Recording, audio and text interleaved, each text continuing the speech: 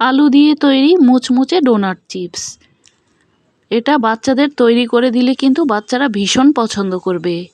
ভিডিওটি যদি এই পর্যন্ত শুরু করে থাকেন তাহলে একটি লাইক কমেন্ট ও শেয়ার করতে পারেন।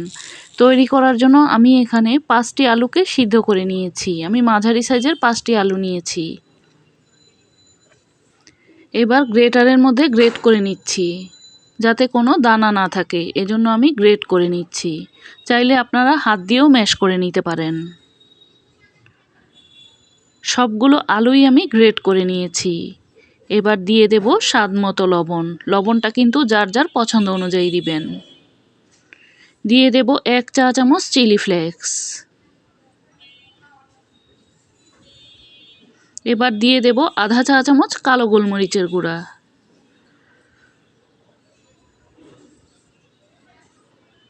দিয়ে দেব আধা চা চামচ টেস্টিং সল্ট আর 1 মুঠের মতো ধনিয়া পাতা কুচি।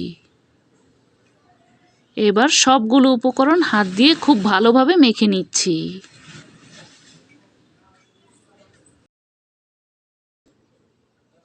মেখে নেওয়া হয়ে গেলে দিয়ে দেব কর্নফ্লাওয়ার। আমি এখানে আধা কাপ কর্নফ্লাওয়ার দিয়েছি। কর্নফ্লাওয়ারগুলোকে এবার আলুর এই মিশ্রণটার সাথে খুব ভালোভাবে মেখে নিচ্ছি। মেখে নেওয়া হয়ে গেলে এখন দিয়ে দেব আধা চা চামচ বেকিং পাউডার। বেকিং পাউডারটা দেওয়ার পর আরেকটু ভালোভাবে মিশিয়ে নিচ্ছি। এবার হাতটা ধুয়ে খুব ভালোভাবে পরিষ্কার করে একটু তেল মেখে নেব। এখন ডোনাটের শেপ দিয়ে এগুলোকে তৈরি করে নেব। একদম ছোট ছোট করে আমি এগুলো তৈরি করেছি, দেখে নিশ্চয়ই বুঝতে পারছেন। আপনারা চাইলে যে কোনো ডিজাইন দিয়েই তৈরি করে নিতে পারেন।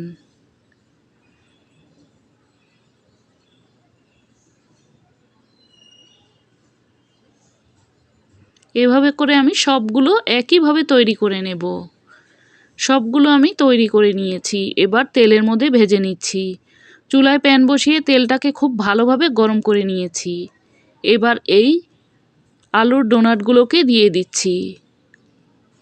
তেলটাকে কিন্তু খুব ভালোভাবে গরম করে নিতে হবে, না হলে কিন্তু আলুগুলো খুলে যাওয়ার সম্ভাবনা আছে।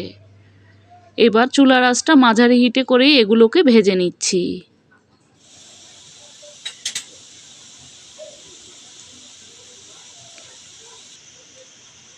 এগুলো ভাজতে কিন্তু খুব বেশি সময় লাগে না।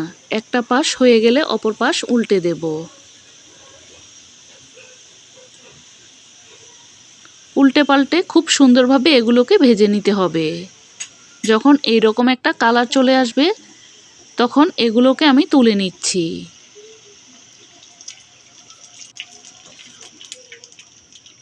এভাবে করে সবগুলো ডোনাট চিপসই আমি ভেজে নেব। এখন গরম গরম পরিবেশনের পালা।